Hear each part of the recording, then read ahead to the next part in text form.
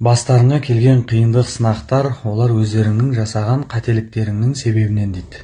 Басыңызда қандай да бір қиындық сынақтар болып жатса, ол өзіңіздің қателіктеріңізден болады.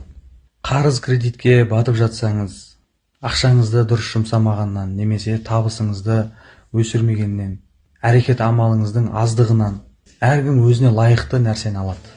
Басыңыздағы қиындықтар ол өзіңізге лайықты, өзіңіздің еңбегіңізге. Менде ешқандай қателік жоқ, мен бәрін дұрыс жасап жатырмын. Мен адалмын, жақсымын деп айта бермеңіздер. Менің де қателігім, кемшілігім көп. Өзімнің жалқаулығымнан, өзімнің әрекет етпегенімнен деп өзіңізді кінәлаңыз. Көп адамдар сол мен неге жақсы болсам да, адал болсам да, жақсылық жасасам да, жақсылығымды түсінбейді.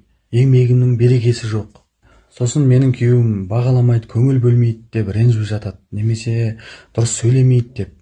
Сіз де мүмкін оған дұрыс сөйлемейсіз, дұрыс жауап бермейсіз, кемшілігін, қателігін айта бересіз. Немесе ер адамдарды айтады, әйелім қарсы келе береді деп. Бірақ өз әйеліне жылы сөйлемейді, жақсы қарамайды дегендей. Бәрі өзіміздің қателігімізден. Біз жақсы болсақ, біз жақсы сөйлесек, біз жақсы еңбек етсек, Құдай әділ сіздің еңбегіңізге лайықты жемісін береді. Ешкімді кінәламаңыз. Менің бақытсыз болғаныма, менің қиналып, менің осындай күйзеліске түскеніме, қарыз кредитке батқаныма, дұрыс жар таңдамағаныма біреу кінәлі деп, кінәні біреуден іздейміз. Ата-анам кінәлі, мені дұрыс тәрбиелемеді, дұрыс өсіріп бақпады, жеткізбеді деген сияқты. Немесе күйеуім жақсы болса, жақсы қараса, мен де күшті, жақсы, бақытты әйел болатын едім деген сияқты. Әйелім сыйлап қолдаса, мен де көп ақша табатын едім деген сияқты. Еркектердің кінәні біреуден іздеу, адамнан күту, адам бағаламады, адам бермеді, адам жасамады деген сияқты.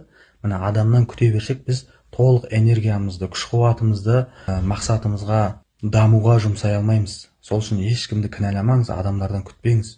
Тек Құдай беретін, берекетті де, жақсылықты да, нәтижені де біз соған лайықты еңбек етіп, әрекет жасап, ешкімге ренжімей, кінәламай, ешкімнен күтпей, адамдарға да риза болу керек.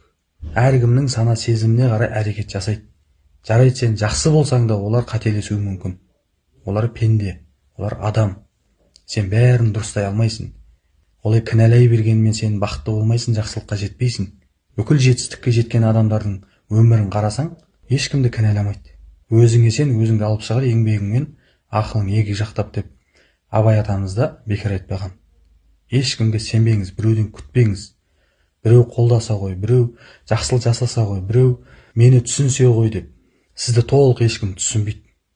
Тек Құдай ғана сізді жақсы білетін, сізден де артық сізге ненің жақсы, ненің хайырлы екенін